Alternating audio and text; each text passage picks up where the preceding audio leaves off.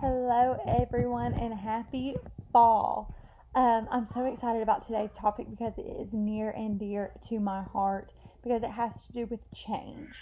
And as social workers, we are change agents, and it is our responsibility and our duty to help families pursue growth and change within the family unit to help guide them to come from point A to point B and to become their best self. Their we are there for their betterment.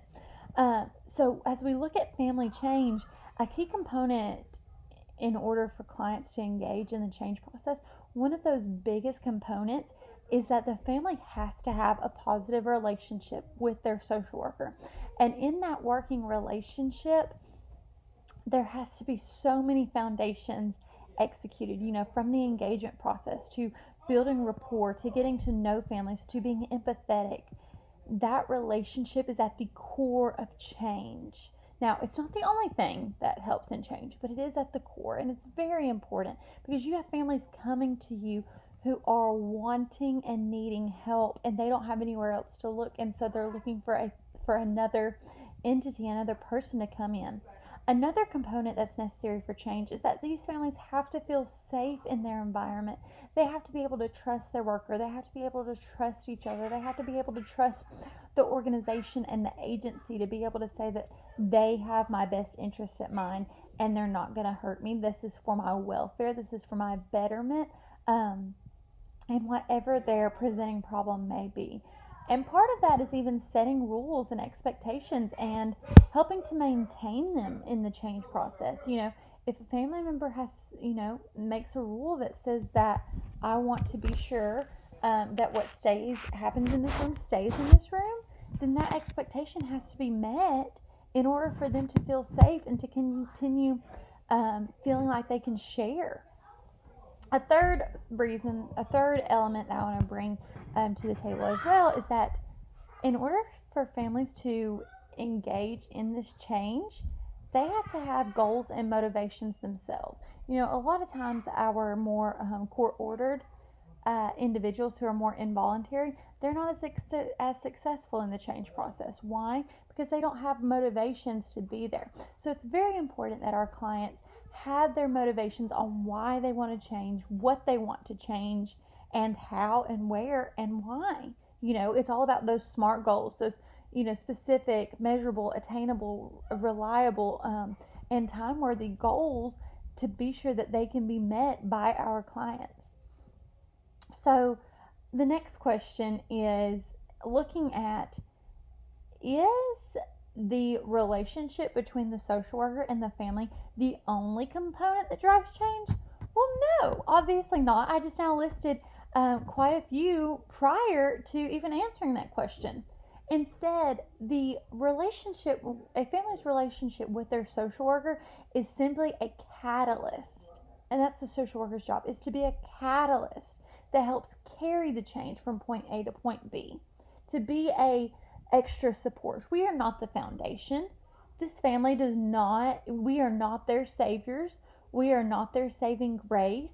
And I feel like if we even think that way, and with this mentality, it takes away from our clients' autonomy. It takes away from their self-determination. It takes away from their own dignity and worth, which is our code of ethics.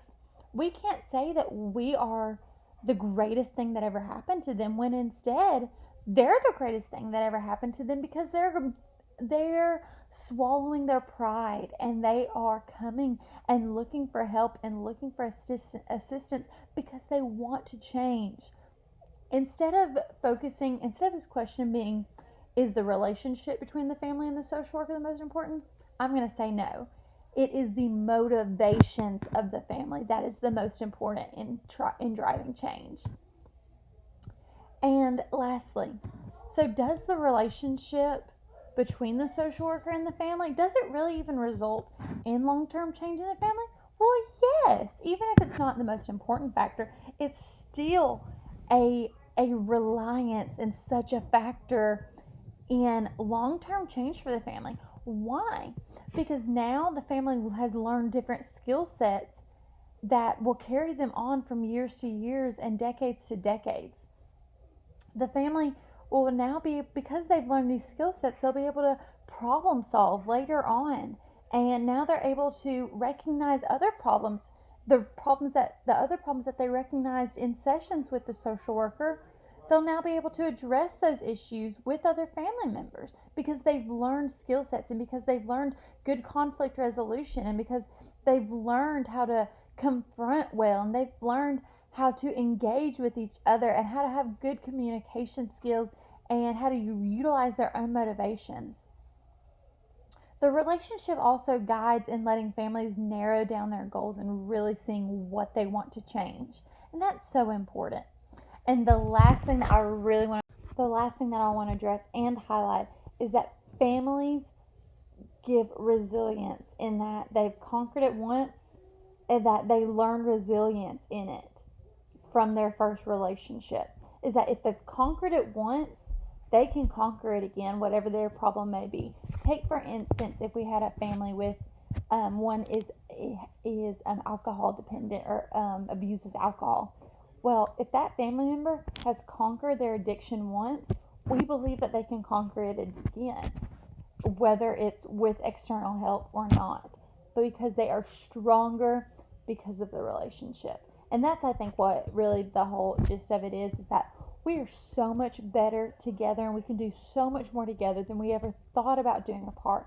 And so whenever we're able to see the family and the relationship with the social worker grow, it's for the betterment of the family.